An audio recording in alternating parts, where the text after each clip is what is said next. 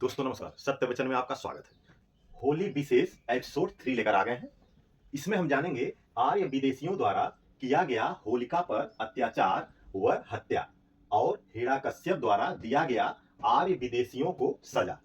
जब होलिका की एंट्री होती है तो यहाँ होलिका की कहानी ये है। जब हिरण्यकश्यप प्रहलाद को घर से बाहर निकाल देते हैं तब क्या करती है होलिका कि छुप छुप के डेली उसको खाना खिलाने जाया करती थी। तो यह प्रक्रिया काफी दिनों तक चला।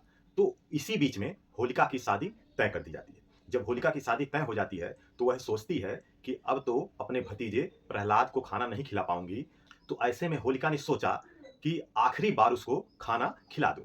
अगले दिन होलिका की शादी होती है और ठीक एक दिन पहले होलिका जाती है छुप के अपने भतीजे के पास खाना खिलाने। खाना लेके वो जाती है और वहां देखती है कि प्रहलाद बेसुध भरा पड़ा हुआ है। वह नशे में धुत था, उठने के काबिल नहीं था। बहुत परेशान हो जाती है देखकर और उसको किसी तरह खाना खिलाती है। इसी मौके का फायदा देखकर आर्य विदेशियों ने होलिका को पकड़ लेते हैं और उसको कुछ दूरी पे ले जाकर उसके साथ बलात्कार करते हैं। और उसके बाद वो सोचते हैं कि यह किसी को पता न चले तो होलिका को मार भी देते हैं। होलिका को मारने के बाद वहीं पे उसकी लाश रख देते हैं और वो लोग जाते हैं गांव से थोड़ा थोड़ा ऊपरी, जिसको गोहरा या चिपरी ग्रामीणों में बोला जाता है, उसको मांग के ले आते हैं और होलिका के ऊपर रखकर उसको जला देते हैं। दोस्तों होलिका वहीं जल जाती है। अगले दिन जैसे ही पता चलता है हिरण्यकश्यप को कि होलिका कहाँ गई, गायब है, वह अपने सैनिकों को लगा देते हैं ढूंढने के लिए और खुद भी ढूंढने निकल पड़ते हैं। ढूंढते ढूंढते जब वहां जाते हैं और देखते हैं कि एक जगह पे कोई लाश जली पड़ी है और वहां पे पता चलता है कि वो होलिका ही थी। अब होलिका को जलाने और मारने के साथ जो घटना घटी, हिरण्यकश्यप अंततः पता कर लेते हैं कि होलिका का जो कत्ल किया है, हत्या किया है, जो बलात्कार किया है, वह आर्य विदेशी थे और प्रहलाद के दोस्त थे।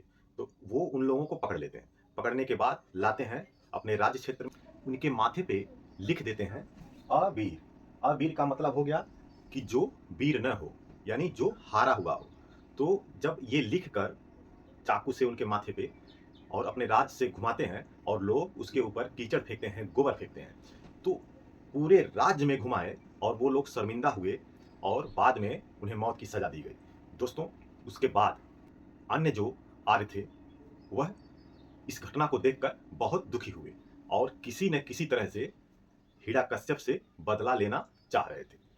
बाकी आर्य मिलकर फिर साजिश करना शुरू किए और किसी तरह से हिरण्यकश्यप को मारना चाह रहे थे।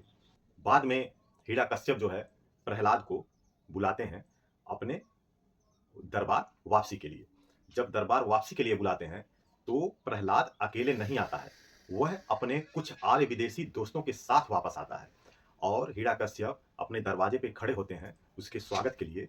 और जैसे ही प्रहलाद आता है दरवाजे पे अपने दोस्तों के साथ, हालांकि कुछ सैनिकों ने रोका कि ये लोग कौन है, तो प्रहलाद ने कहा कि ये मेरे दोस्त हैं और इन्हें आने दिया जाए।